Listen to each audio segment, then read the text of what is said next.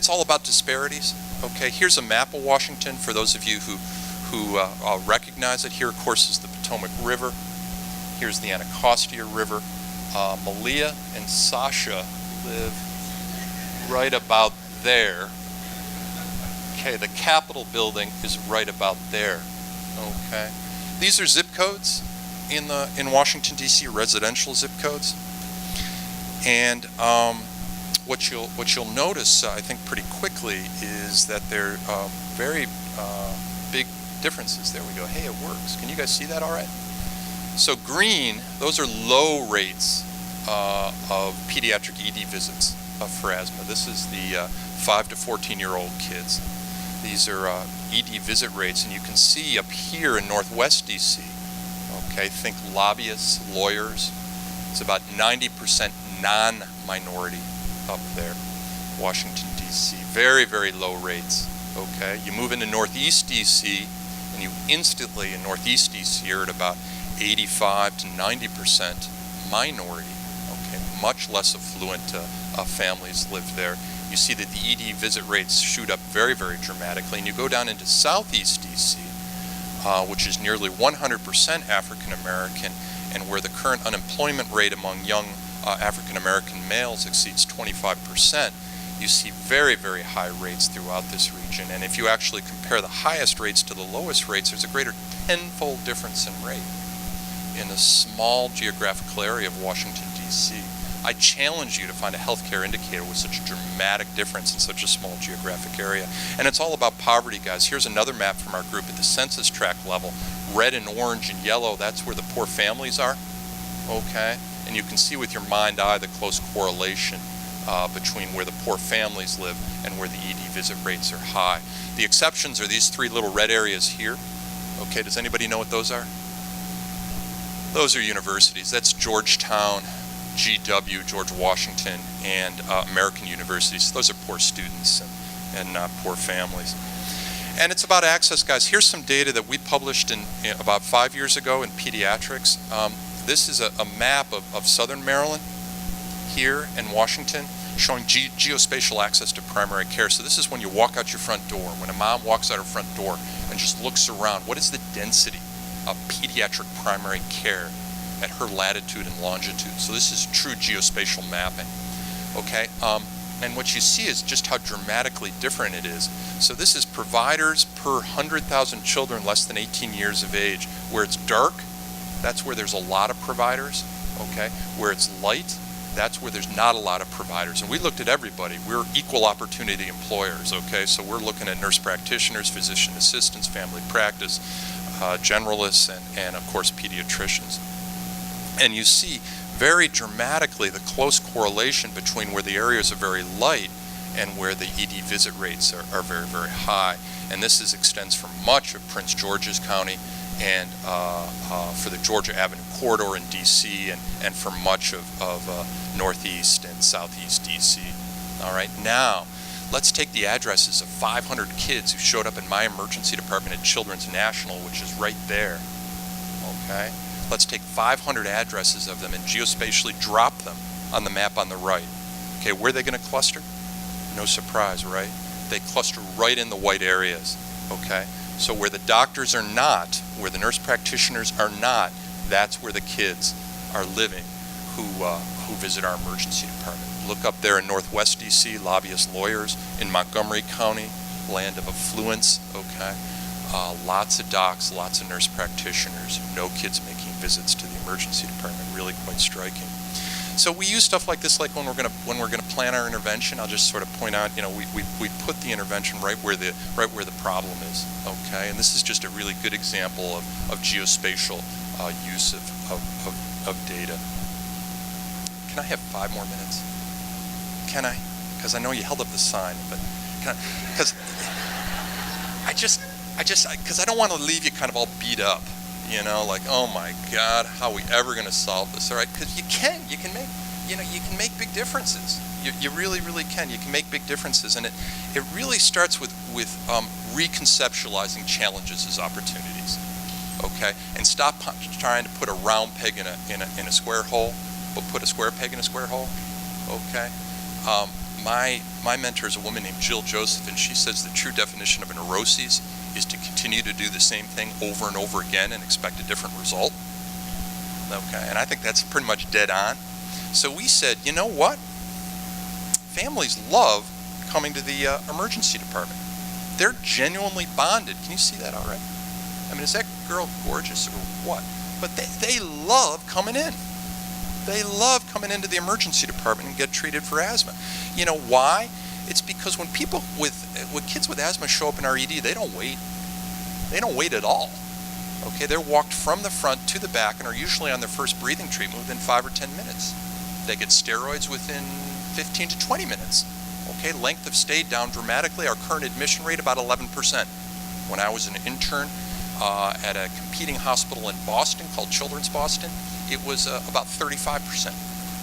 We do incredibly effective patient-centered care in the emergency department, and patients are in and out of there very, very quickly. And you know, the kids feel better very, very quickly, and you get a lot of value for your stay. So families have developed this culture of dependence on the emergency department. And so what happens over and over again is that kids in the community with an asthma experience, with asthma experience and acute exacerbation, they come into the emergency department and we treat them and street them. Okay, treat them and street them. I don't know if you've heard that ED parlance there. And the expectation is that the family will go to primary care for their follow-up, right? Okay, and at primary care, there'll be opportunities for improved care.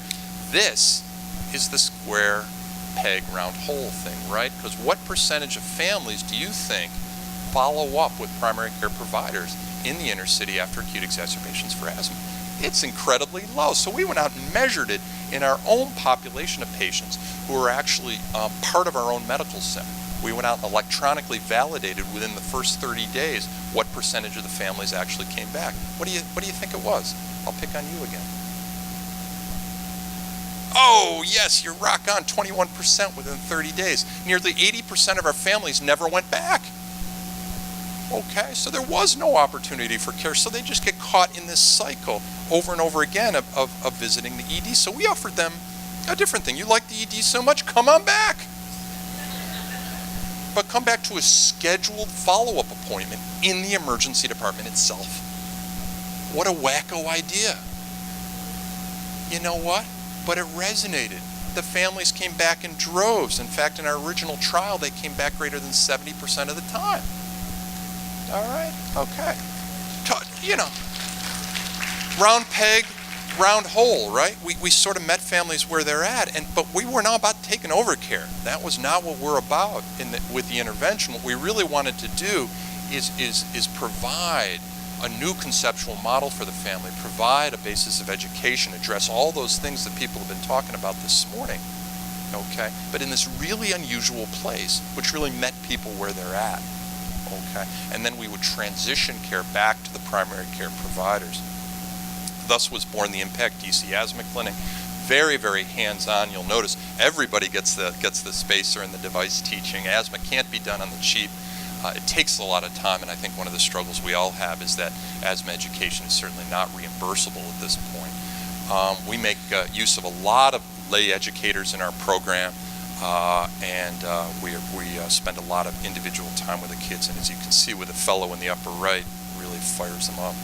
You know, we just do NIH guideline care, proper diagnosis, triggers, having a clear medical plan with a heavy reliance on inhaled corticosteroids, and then transitioning the family to a new model of the disease that's based on longitudinal as opposed to episodic care, and it really works. Here's just some data from our original randomized trial. Intervention patients are in blue, control patients are in green, and you can see way out at 6 months that the rate of adherence to inhaled corticosteroids more than doubled. Okay, so this really works, and the effect on the distal outcome of emergency department visits was really dramatic. We were able to reduce them by nearly 50%. Round peg, round hole. And you know what's really great about this is we built the intervention, we sustained it, and you know, we did this by taking data to healthcare insurance companies and really showing them that it worked, and they started to pay us. And then the district as a whole, I'll just end with this, ED visits have dropped quite dramatically.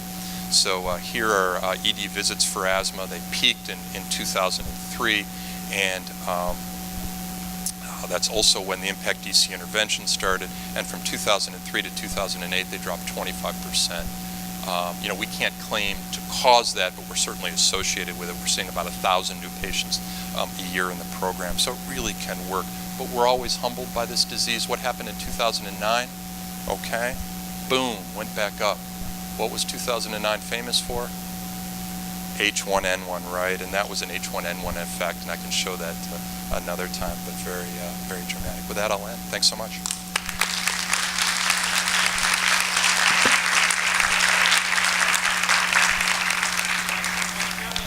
Yes, ma'am. Go ahead.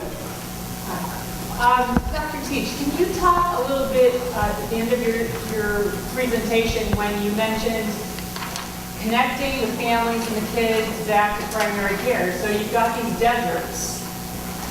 How did you do that? How are you working to reconnect the families back to primary care so that they don't just keep coming back to the emergency department? Well, I think the answer is two-part. I think one is conceptually and one is sort of practically. Conceptually, it really begins with a lot of what other speakers have talked about this morning, which is reconceptualizing the disease into a chronic disease. In children, this is particularly difficult. Pediatrics is based really on episodic care. Pneumonia, we know how to deal with that. Bone broke, we fix. You get a cold and you get symptomatic treatment, and children are always getting better. There are very few chronic diseases in childhood. Asthma is by far and away the most common. Sickle cell disease, seizure disorders, diabetes, really are far, far, far less frequent and primarily subspecialist treated. Asthma is a generalist disease almost entirely. I always say that 98% of children with asthma can be treated by a nurse practitioner, by a pediatrician, by a PA. It's not rocket science. If I can do it as an ER doc, anybody can do it. I really believe that. So it starts with the family and reconceptualizing it from a disease which is a disease that flares up where the light's either on or it's off, to one where the light is just it's on a dimmer. It's just how bright it's blowing at any time and glowing at any time. So we spend an awful lot of time in the clinic working on that, using a lot of visual models, a lot of the same kind of language, coffee straws, milkshake straws, helping families understand they had the disease yesterday, they have it now, they're going to have it tomorrow, they're going to have it on February 11th. I always say that. They go, what's it? I go, it's my birthday. You're going to have asthma on my birthday. And the families, and I always memorize the kid's birthday before I go in the room and use that to make the same point. And it really starts with that reconceptualizing from an acute episodic disease to a chronic disease. And then the families begin to buy in a little bit to the notion that you got to take care of it every day. But it's a tough battle. Practically, it's by really very rapid and very individualized feedback to the docs. So, and the nurse practitioners taking care of these kids. And so we take a photo of each child in the clinic. We attach it to a very brief, focused, individualized report with a completed asthma action plan and the child's next appointment with them. We quite literally try to hand the child back to the primary care provider on a silver platter. So I think effective communication amongst clinicians, school nurses, everybody is really crucially important. And I think one of the earliest and most effective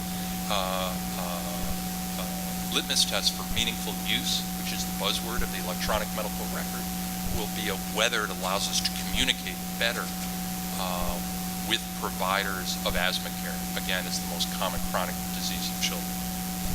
So I'll stop there. Thank you very much, and I really want to thank the panel again for a superb morning. I think they've set us off on a high note. So thank you. Let's acknowledge them again.